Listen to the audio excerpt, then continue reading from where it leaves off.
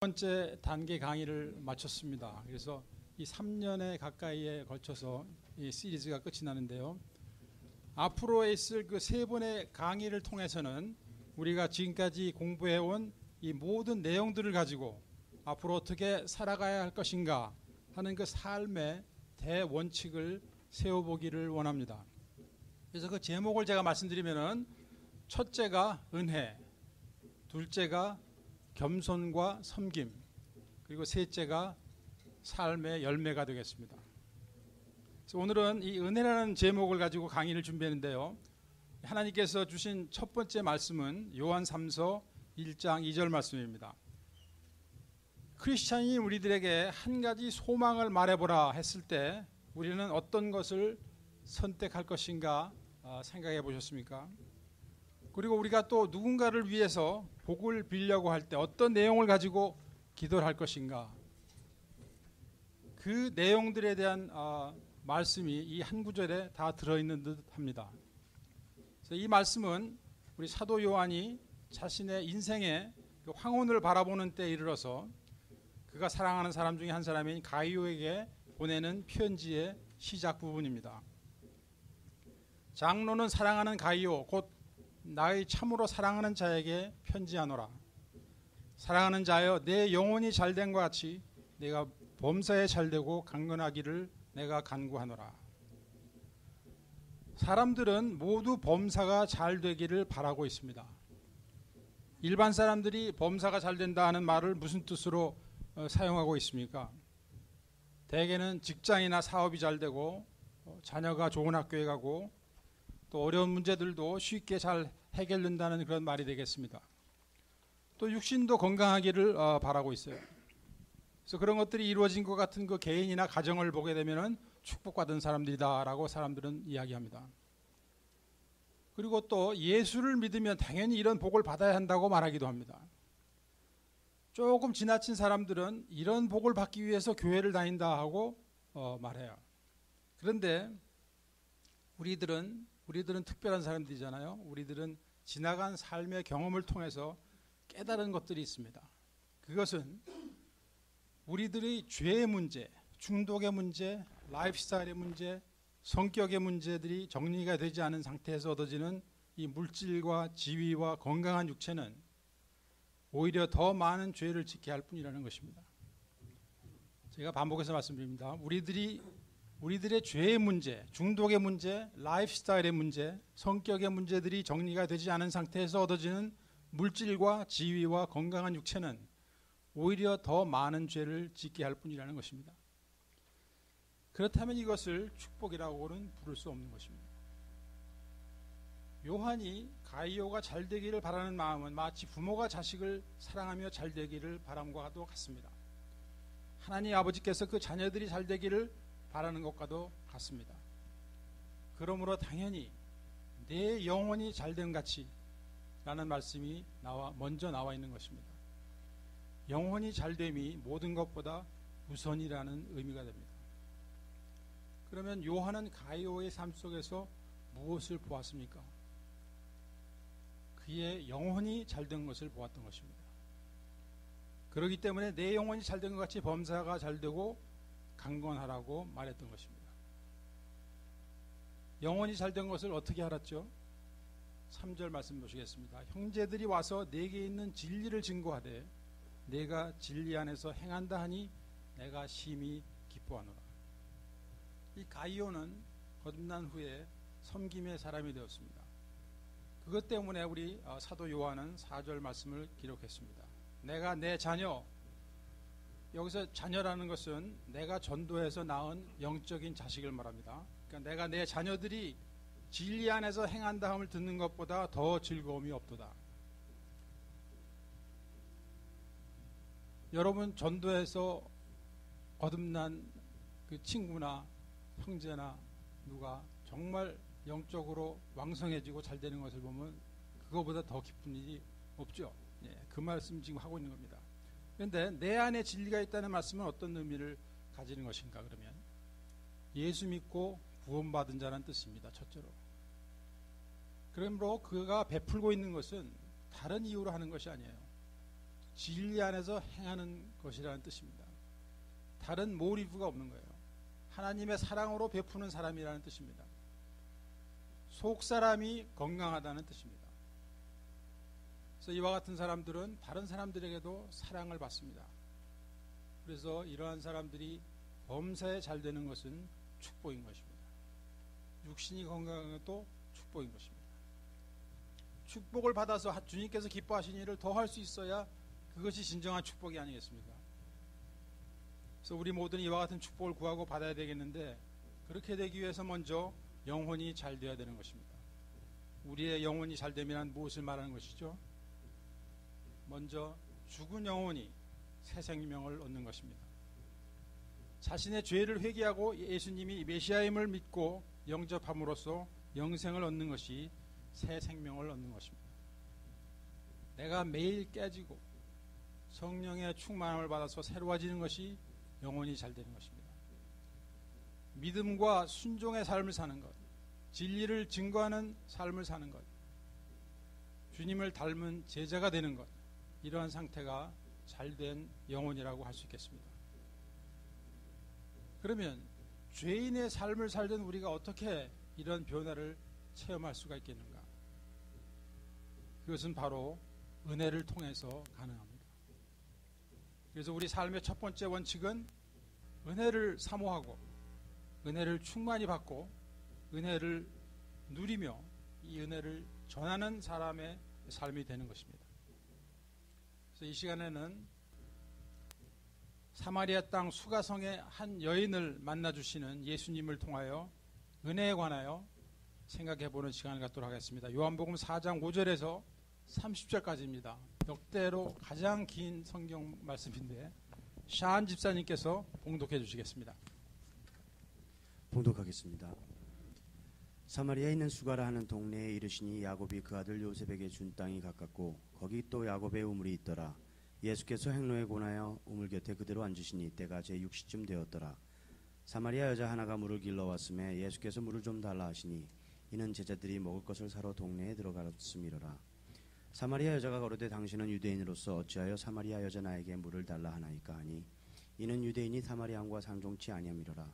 예수께서 대답하여 가라사대 내가 만일 하나님의 선물과 또 내게 물 좀 달라 하는 이가 누구인 줄 알았다면 내가 그에게 구했을 것이요 그가 생수를 내게 주었으리라. 여자가 가로되 주여 물 기를 그릇도 없고 이 우물은 깊은데 어디서 이 생수를 얻겠사옵나이까. 우리 조상 야곱이 이 우물을 우리에게 주었고 또 여기서 자기와 자기 아들들과 짐승이 다 먹었으니 당신이 야곱보다 더 크니이까. 예수께서 대답하여 가라사대 이 물을 먹는 자마다 다시 목마르려니와 내가 주는 물을 먹는 자는 영원히 목마르지 아니하리니 나의 주는 물은 그 속에서 영생하도록 솟아나는 샘물이 되리라. 여자가 가로되 주여 이런 물을 내게 주사 목마르지도 않고 또 여기 물 길러 오지도 않게 하옵소서. 가라사대 가서 내 남편을 불러오라. 여자가 대답하여 가로되 나는 남편이 없나이다. 예수께서 가라사대 내가 남편이 없다 하는 말이 옳도다. 내가 남편 5이 있었으나 지금 있는 자는 내 남편이 아니니 내 말이 참되도다. 여자가 가로되 주여 내가 보니 선지자로소이다. 우리 조상들은 이 산에서 예배하였는데 당신들의 말은 예배할 곳이 예루살렘에 있다 하더이다. 예수께서 가라사대 여자여 내 말을 믿으라. 이 산에서도 말고 예루살렘에서도 말고 너희가 아버지께 예배할 때가 이르리라. 너희는 알지 못하는 것을 예배하고 우리는 아는 것을 예배하노니 이는 구원이 유대인에게서 남이니라. 아버지께 참으로 예배하는 자들은 신령과 진정으로 예배할 때가 오나니 곧 이때라. 아버지께서는 이렇게 자기에게 예배하는 자들을 찾으시느니라. 하나님은 영이시니 예배하는 자가 신령과 진정으로 예배할지니라. 여자가 가로되 메시아 곧 그리스도라 하는 이가 오실 줄을 내가 아노니 그가 오시면 모든 것을 우리에게 구하시리이다. 예수께서 이르시되 내게 말하는 내가 그러라 하시니라. 이때에 제자들이 돌아와서 예수께서 여자와 말씀하시는 것을 이상히 여겼으나 무엇을 구하시나이까 어찌하여 저와 말씀하시나이까 묻는 이가 없더라.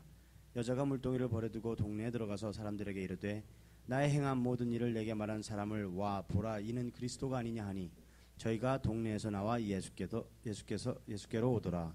감사합니다. 우리 주님께서 예루살렘 성을 떠나서 갈릴리로 가시는 중에 그 사마리아 땅 수가성에 도착하셨습니다. 그런데 그 당시 유대인들은 사마리아인들과는 상종을 하지 않던 시절이었어요. 여행을 하게 될 때 유대인들은 차라리 멀리 돌아가는 한이 있어도 사마리아인들이 살고 있던 그 땅을 밟는 것조차도 꺼리고 있던 시절입니다. 그러면 왜 그런 일이 일어나게 생겨나게 되었는가? 사마리안들은 사실은 유대인들과 마찬가지로 아브라함의 자손이에요. 그리고 그들이 길갈에 진을 치고 가나안 정복에 나섰을 때 그때까지만 해도 이스라엘 민족 그 자손이었어요. 그런데 나중에 이방인의 피가 섞이게 되고 신앙의 노선이 달라지게 됐어요. 그렇게 되면서 멸시를 받게 되었고 혈통과 신앙을 지켜온 유대인들은 이 사마리아 사람들 아예 사람 취급을 하지 않게 되었습니다. 그런데 오늘 봉독해드린 말씀 바로 앞에 있는 3절 4절 말씀을 보면 예수께서 유대를 떠나 갈릴리로 가실새 사마리아로 통행하여야 하겠는지라 라고 되어 있습니다. 이것은 그리로 가는 길이 거리가 가깝고 편리하기 때문에 그냥 간다는 의미가 아니고 그리로 가시기로 작정하고 계획하고 어떤 일이 있어도 반드시 통과해야 되겠다 하시고 가신 것으로 생각되어집니다. 왜 그렇게 하셨는가?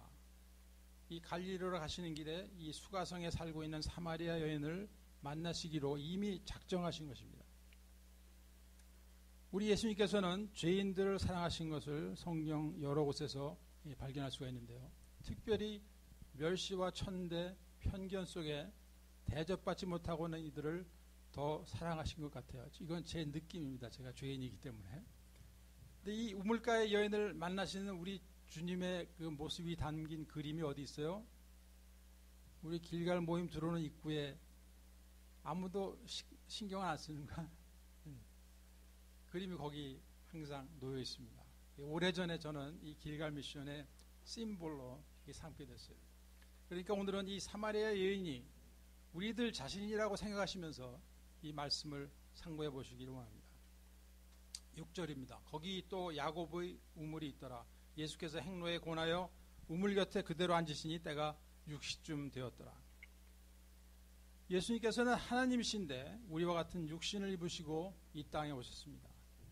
그 전날 오후쯤에 예루살렘을 출발해서 다음날 정오까지 이 사막길을 배고프고 목마르고 피곤한 상태로 흙먼지 속을 걸어오신 것입니다. 그 당시는 그 가는 길 중간에 뭐를 먹고 마실 수 있는 그리고 쉴 수 있는 것이 준비되어 있던 시절이 아니었습니다.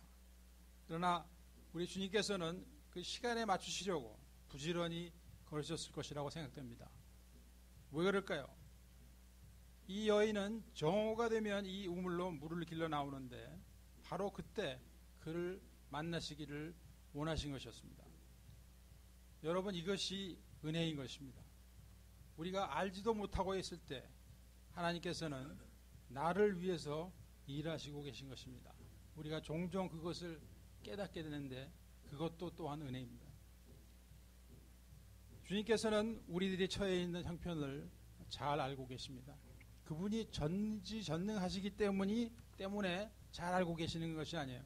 그분은 스스로가 자신이 목마름과 배고픔과 육신의 고달픔을 몸소 겪어보셨고 멸시와 천대도 받아보셨기 때문입니다.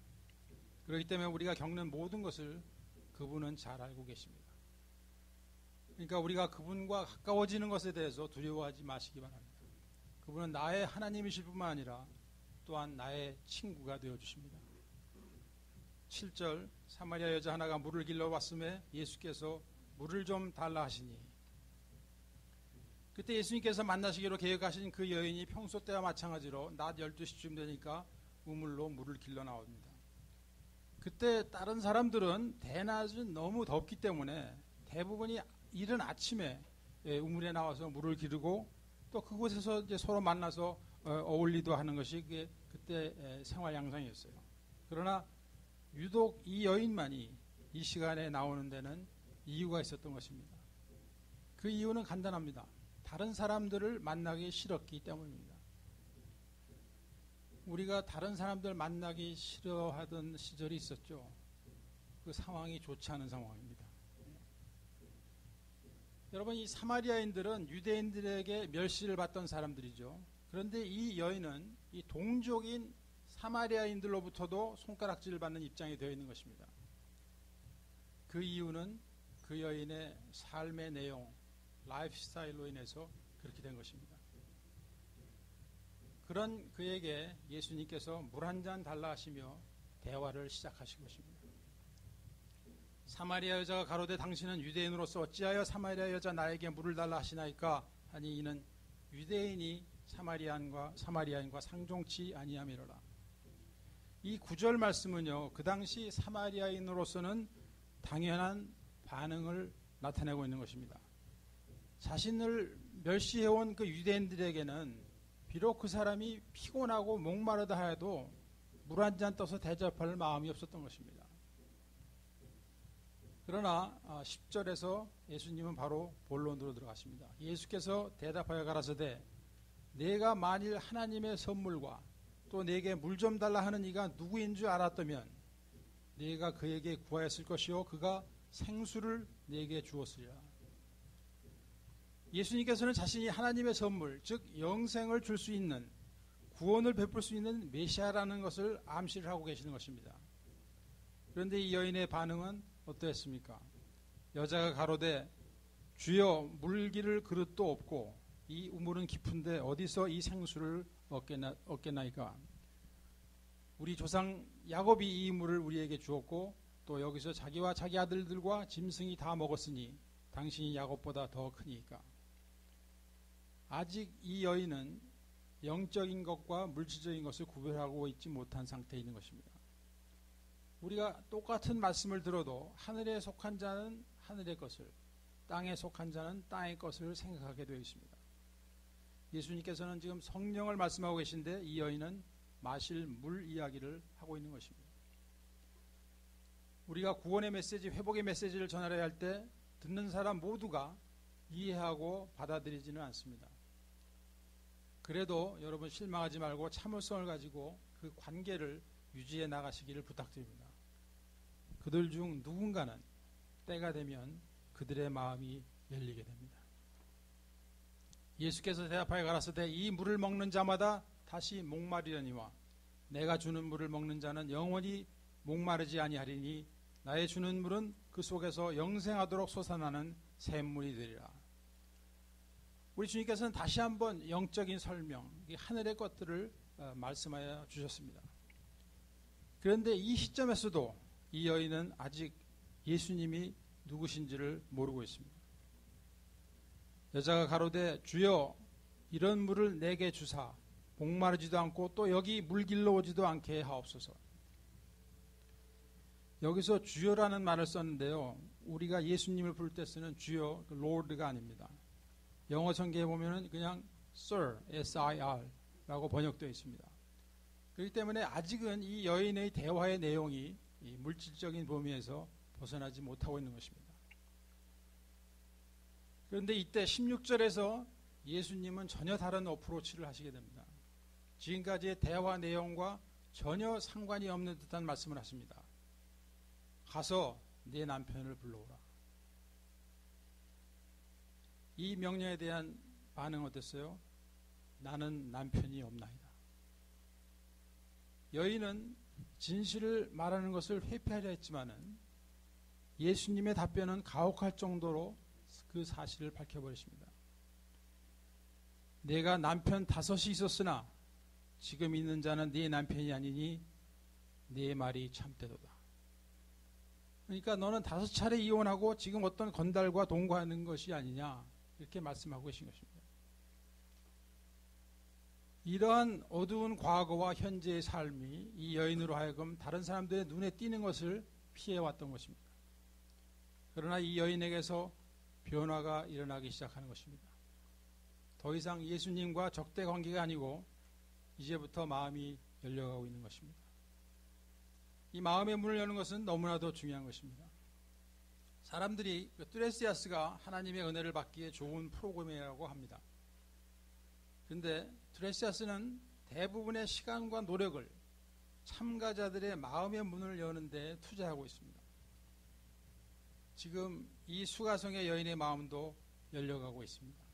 대화의 진전을 보이고 있는 것입니다.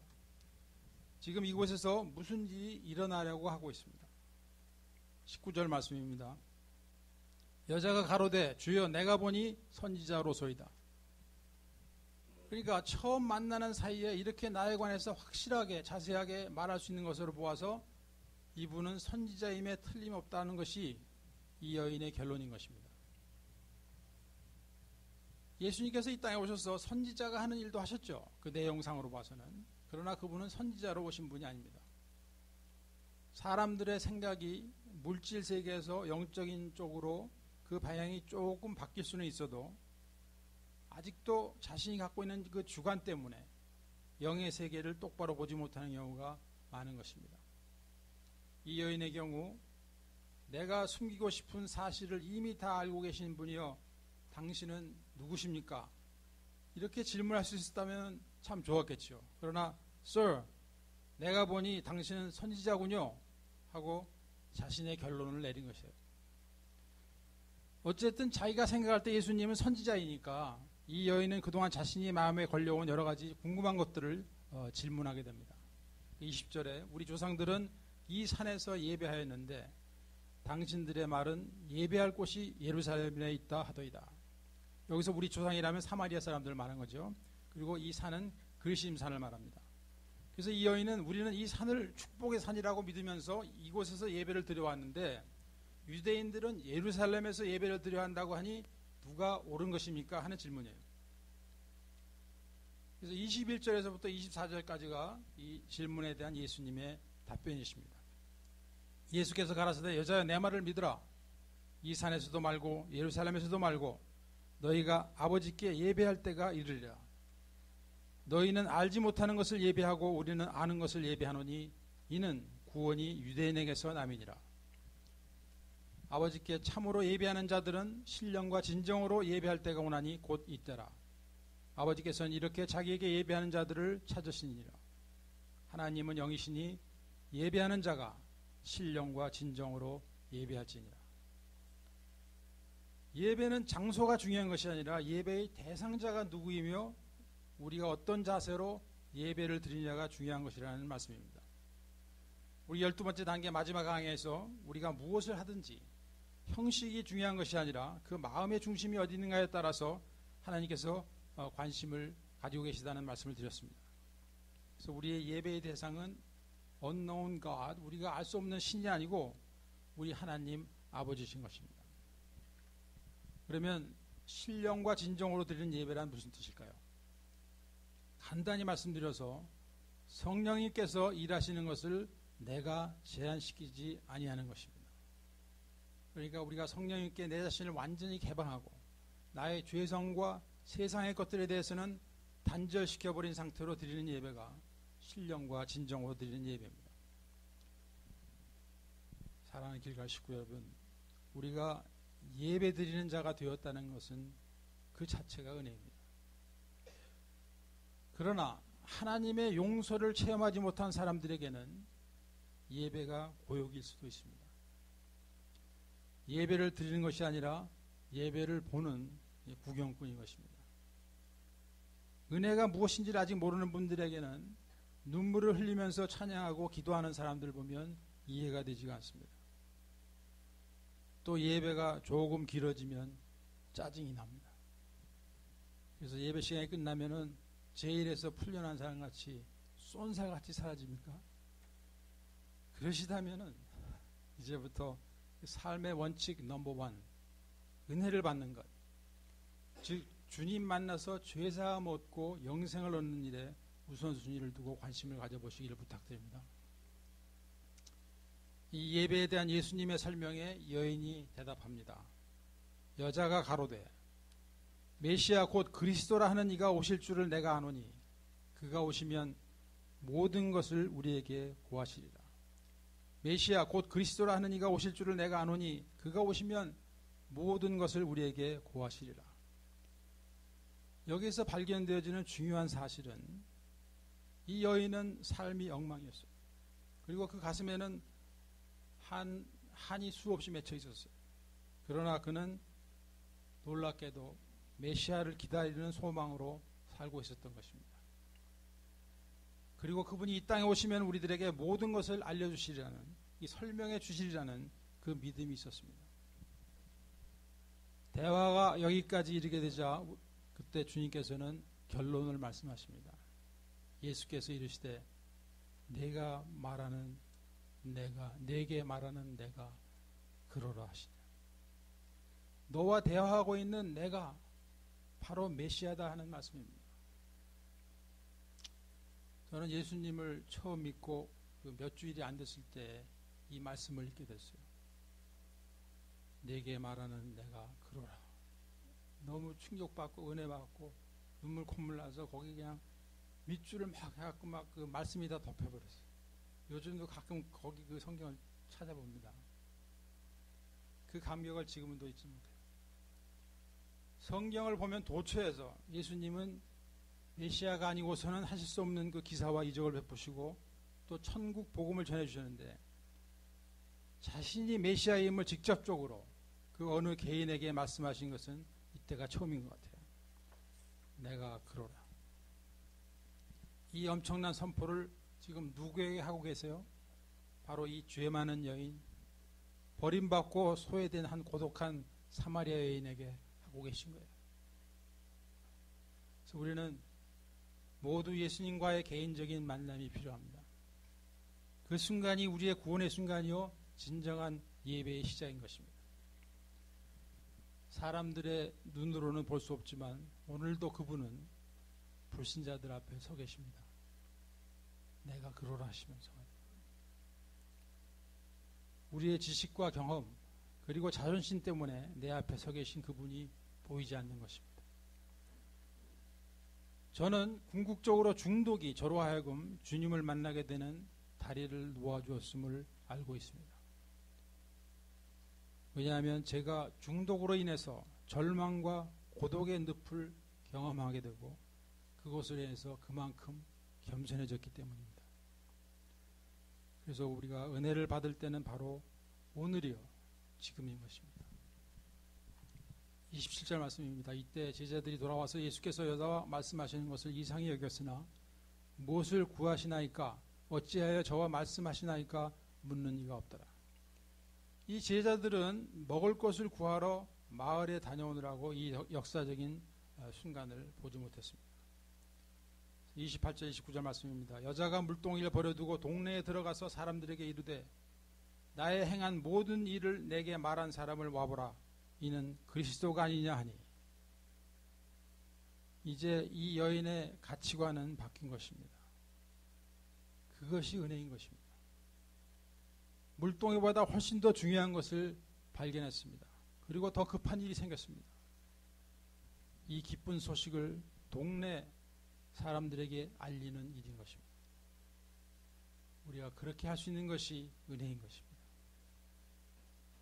그래서 그를 짓누르고 있던 그 소외감과 죄책감과 두려움은 그가 동네를 향하여 달려가는 그 순간 다 떠나가 버리고 말았습니다. 이제 그는 더 이상 숨어 다니는 이가 아닌 것입니다. 예수가 메시아임이 믿어지는 것이 은혜입니다. 우리가 은혜를 받으면 더 이상 과거가 부끄럽지 않습니다. 클라이맥스는 30절입니다. 저희가 동네에서 나와 예수께로 오더라.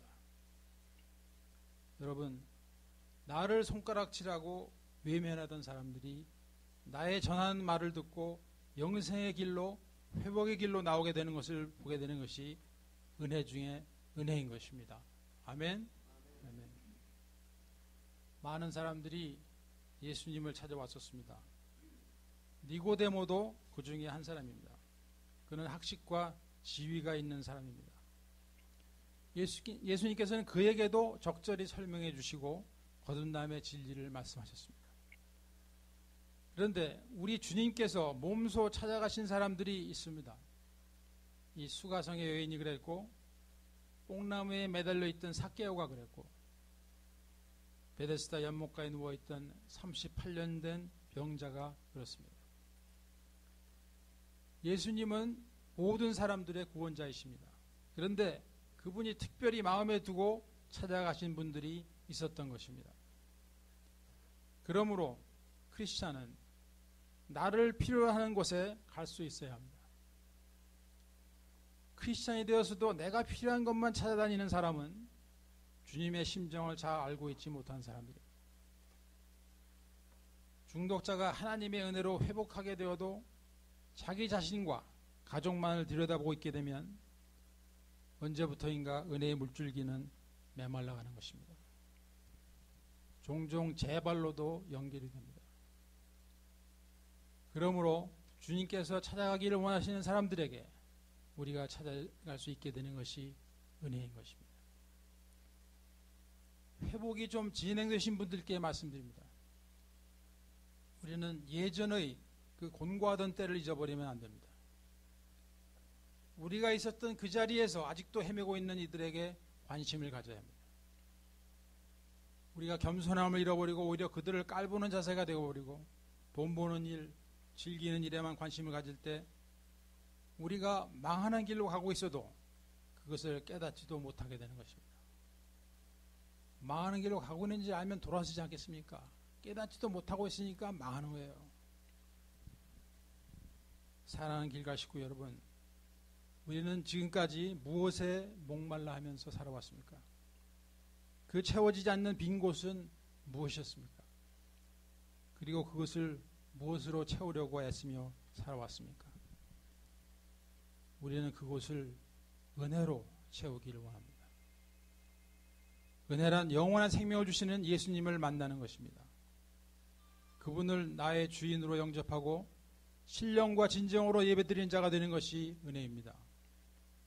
그리고 이 기쁜 소식을 전하는 자가 되는 것이 은혜입니다. 그래서 이 은혜를 사모하며 경험하며 유지하며 전하는데 우리의 삶을 투자하는 것이 우리가 살고자 하는 삶의 첫 번째 원칙입니다. 예수님께서 이 사마리아 여인에게 가서 내 남편을 불러오라 하셨습니다. 왜 그러셨을까요? 상처 더 받으라고 그 말씀하셨습니까? 아니요. 우리는 가면을 쓰고 있는 동안은 그분을 볼 수가 없기 때문입니다.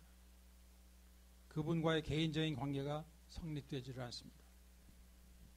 우리의 죄인된 모습을 처절하게 깨닫고 인정할 때 죄 사함의 축복이 시작됩니다. 이사야서 1장 18절 말씀에 너희 죄가 주홍 같을지라도 눈과 같이 희어질 것이요 진홍같이 붉을지라도 양털같이 되리라 라고 말씀하셨습니다. 그러므로 내가 죄인임을 깨닫는 것이 은혜의 시작입니다. 나 스스로의 능력으로는 이 죄의 문제를 해결할 수 없다는 고백을 하는 것이 은혜의 시작입니다.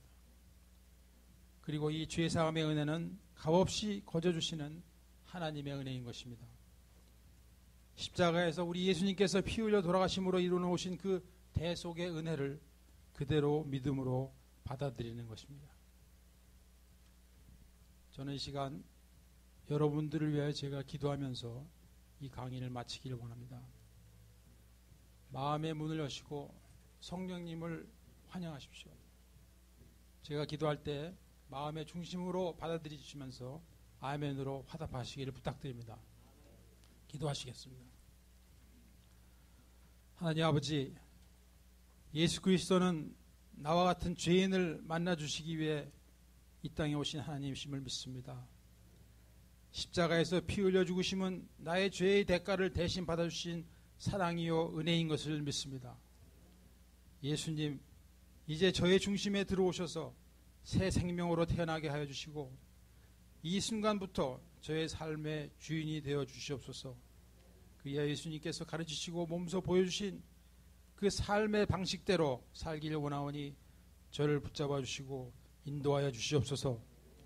저의 삶 전체가 완전히 변화되기를 소원합니다. 그 크신 사랑, 구원의 감격, 새 삶의 기쁨을 아직도 주님을 모르는 분들에게 담대하게 전하게 하여 주시옵소서.